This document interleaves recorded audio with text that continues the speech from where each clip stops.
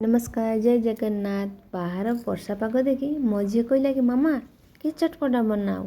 मु भाविली कौन करबी दीपर करथिबा भात बळितला से भात रे मु पकोड़ी तैयारी कली।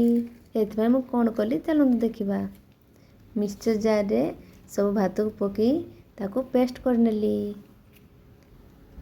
एबे देखंतु पेस्टटा प्रस्तुत हो गला।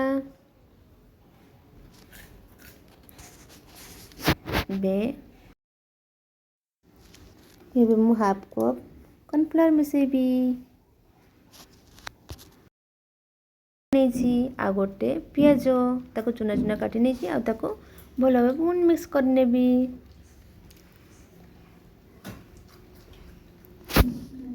मिक्स हे गला।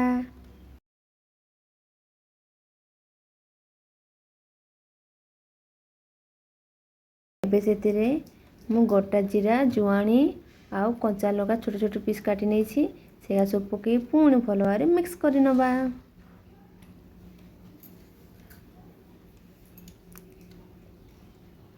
देखंतु केमती मु करूची आपण भी सेमती ही करिवे आ खाई के कहबे केमती लागिला। एबे मु काटी रखली कि धनिया पत्र पकई पुणी भलो भाबे मिक्स करि नेमी। आउ सेतिरे मु फाळे लेंबू चिपुड़ी नेली आउ लूण ताको भलो भाबरे पुणी मिक्स करि नेली। आउ सेतिरे 2 चम्मच बेसन देली पुणी थरे मिक्स करली भलो से। एबे देखंतु केते बढ़िया ହେଇची। एबे गैस रे कढ़ाई बसैबा आउ ता गरम हवा ପାଇଁ छाड़ दबा। गरम हे गलानी सेतिरे एबे तेल देबा।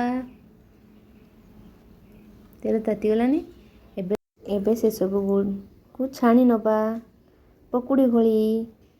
देखंतु केते सुंदर देखा होची। देखंतु केते बढ़िया देखा होची आउ केते भलो हेची। पकोड़ी हमर हे गलानी एबे से उडी काढी नबा गोटे प्लेट को।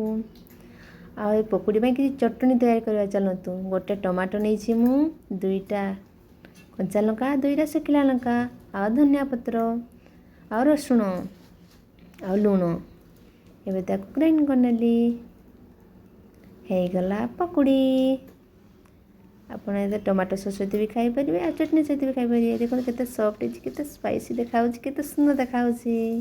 थैंक